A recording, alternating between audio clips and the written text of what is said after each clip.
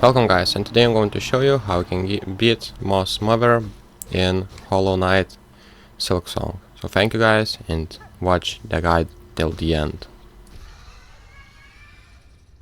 Right here you'll fight with the boss, and that's how you beat Moss Mother. Just jump over them. As you can see, there will be some rocks falling down from the roof, from the upper floor, and here when she gets down, just attack. And that's how you beat Moss Mother. It is simple and easy. As you can see, just jump it and you will be okay.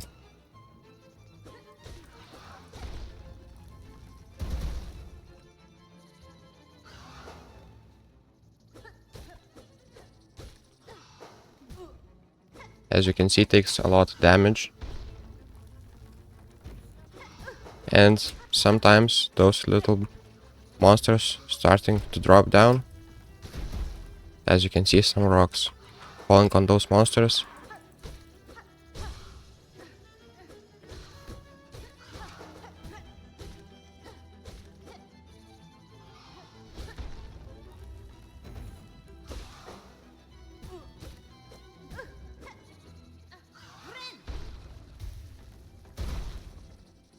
Remember to heal when you're fighting this.